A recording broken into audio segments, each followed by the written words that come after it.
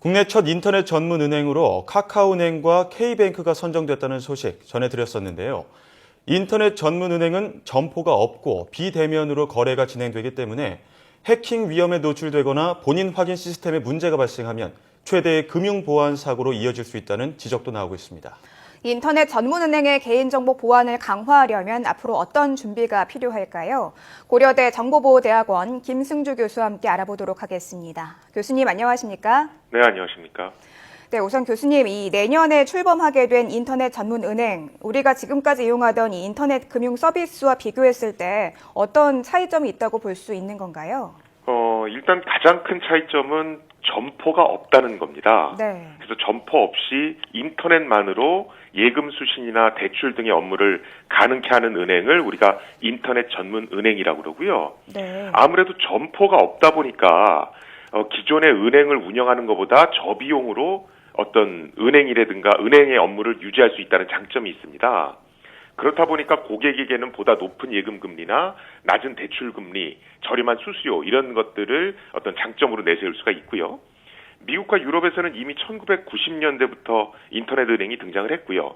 일본도 2000년대에 등장해서 운영되고 있습니다. 예, 어쨌든 점포가 없고 인터넷으로 거래가 되기 때문에 저비용이라는 장점이 있고 그 저비용이 고객에게 혜택으로 돌아간다 이런 장점이 있을 것 같은데요.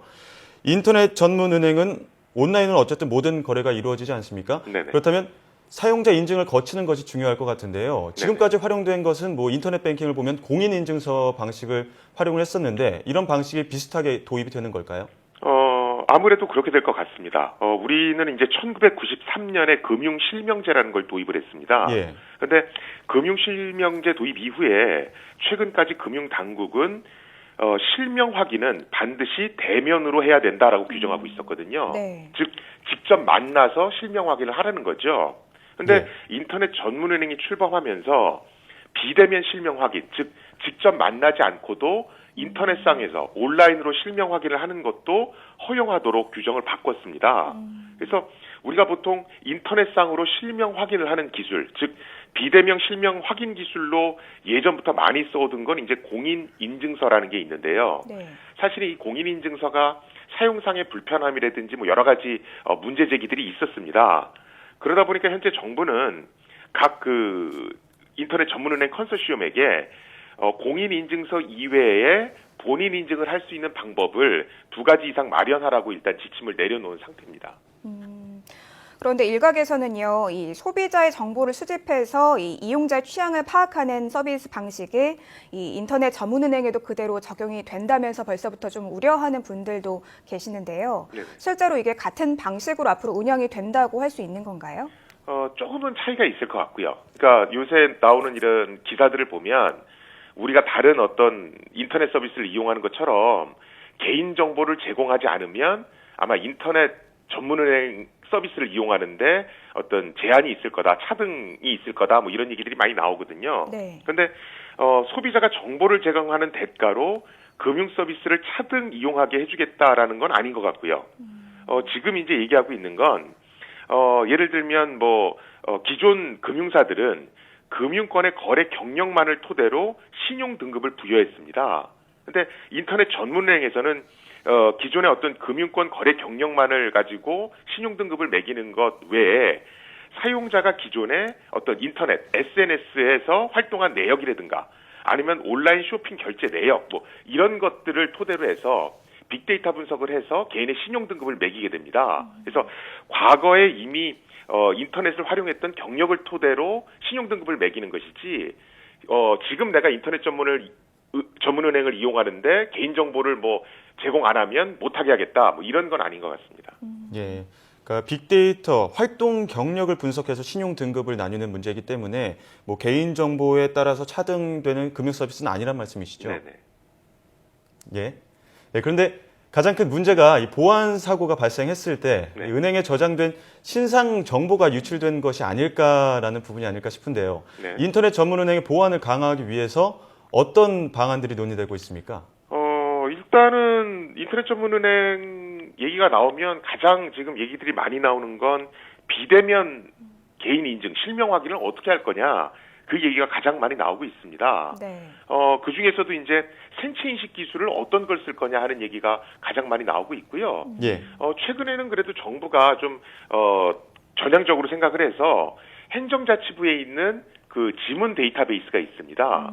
그것을 그 인터넷 전문은행 등에서 공동 활용할 수 있게끔 해주는 어떤 그런 조치도 취했고요. 네. 그 다음에 기존에는 아무래도 직접 점포에 가서 은행을 하든가 아니면 PC를 통해서, 그러니까 우리 데스크탑 컴퓨터를 통해서 은행 거래를 많이 했는데 앞으로 인터넷 전문은행이 도입이 되면 모바일 스마트폰을 이용해서 인터넷 거래 어떤 은행 거래를 하는 경우가 많아질 것 같습니다. 네. 그러다 보니까 이제 스마트폰 보안을 또 어떻게 할 거냐 하는 얘기들이 조금씩 나오고 있습니다. 네. 예. 이 앞으로 보안을 좀 강화할 수 있는 조치에 대한 고민에 대해서 좀 짚어주셨는데요. 그렇다면 이 보안 강화를 위해서 급부상하고 있는 기술들 구체적으로 어떤 것들이 있는지도 궁금합니다. 지금 사실은 지문인식 기술 얘기는 예전부터 나왔고요. 네. 지금 얼굴 인식까지도 얘기가 나오고 있고요. 또한 어떤 사용자의 행동 패턴을 인식해서 사용자를 인증하는 그런 기술도 나오고 있습니다. 예를 들면 실제 스마트폰 위에 사인을 하게 해서 그 사인이 진짜 해당 사용자의 것이 맞는지를 확인하는 어떤 그런 기술들도 나오고 있고요. 또 요새는 이제 보안뿐만이 아니고 우리가 가용성이라고 그래서 24시간 그 서비스를 이용할 수 있게끔 하려면 어떻게 해야 되느냐, 그런 쪽의 기술도 많이 논의되고 있습니다. 실제로 얼마 전에 그 K모 업체가 한 40분간 서비스가 중단됐던 적이 있거든요. 네. 근데 인터넷 전문은행은 점포가 없기 때문에 서비스가 이렇게 중단이 되는 일이 생기면 문제가 발생을 합니다. 그래서 단순히 보안뿐만이 아니고 24시간 중요 서비스를 이용할 수 있게끔 하는 가용성에 대한 연구도 많이 이루어지고 있는 것으로 네. 제가 알고 있습니다. 예, 개인정보를 보호하기 위해서 지문 인식이나 얼굴 인식뿐만 아니라 필적 조회 같은 방식들이 도입이 될 것이다라는 말씀해 주셨는데요. 인터넷 전문은행에서 기존에 만들어놓은 이제 공인 인증서를 계속 사용할 경우에 인증서를 조금 더 안전하게 보관하는 방법은 또 없을까요? 일단은 공인인증서를 하드디스크에 저장하시는 분들이 의외로 많거든요. 예. 하드디스크에 저장하시는 건 그냥 해커들 보고 내 공인인증서를 가져가십시오라고 얘기하는 거랑 똑같다고 생각하시면 됩니다. 네. 그래서 가장 좋은 건 보안 토큰이라고 하는데 저장하시는 게 제일 좋고요. 만약에 그게 어렵다라면 USB에 저장하셔야 됩니다. 그리고 많은 분들이 이제 비밀번호를 이용하실 때 이렇게 보안 카드라고 하는 걸 많이 이용하시잖아요. 네. 근데 이 보안 카드도 사실은 굉장히 위험하거든요. 그러니까 보안 카드 말고 그 열쇠고리 같이 생긴 원타임 패스워드 OTP라고 하는 게 있습니다. 네. 그걸 활용하시는 게 좋습니다. 지금 보안 토큰이나 USB에 공인 인증서를 이제 보관하는 게 좋겠다라고 당부에 말씀해 주셨는데요. 요즘 스마트폰이나 컴퓨터 이용해서 금융 거래를 많이 하거든요. 네네. 이때 유의할 점과 이 개인정보의 보안을 강화하는 방법 좀 더 다양하게 정리해 주시죠. 아까 제가 공인인증서를 보관하는 방법이라든가 보안 카드 쓰지 마십시오 하는 얘기는 이미 드렸고요. 네. 그것만큼 중요한 게 우리가 컴퓨터를 쓰다 보면 업데이트하라는 메시지가 나오지 않습니까? 네. 그런 업데이트하라는 메시지가 나오면 즉각적으로 하셔야 됩니다. 요새는 문제가 발생하면 해커가 하루 이틀 안에 공격을 시도하거든요. 네. 그래서 업데이트하라는 메시지가 나오면 즉각적으로 업데이트를 하셔야 되고요.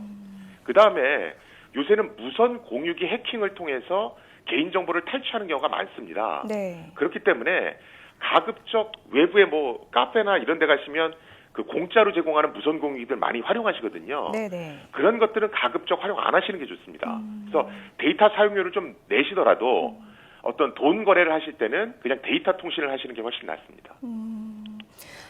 스마트폰이나 컴퓨터로 금융 거래하는 사례가 많은데요. 더 큰 피해가 일어날 수도 있는 만큼 좀 더 각별하게 주의를 해야 될 것 같습니다. 네, 지금까지 고려대 정보보호대학원 김승주 교수였습니다. 교수님 오늘 말씀 감사합니다. 네, 고맙습니다. 네, 어쨌든 편리한 금융 서비스가 제공된다는 점은 참 반가운 소식인 것 같은데요. 아까도 말씀해 주셨지만 OTP 보안카드 사용하시는 거, 그리고 공인인증서 꼭 하드디스크 말고 USB에 저장하시거나 아니면 보안 토큰으로 활용하시는 방법, 그리고 업데이트는 주기적으로 해주시는 방법도 꼭 기억하시면 좋을 것 같습니다. 네, 맞습니다. 이제 내년에 인터넷 은행이 출범하게 되는데요. 제대로 자리를 잘 잡으려면 이 해킹 방어 같은 보안 대비책 얼마나 이 소비자가 믿을 수 있게 세우느냐가 중요한 문제가 될 것 같습니다.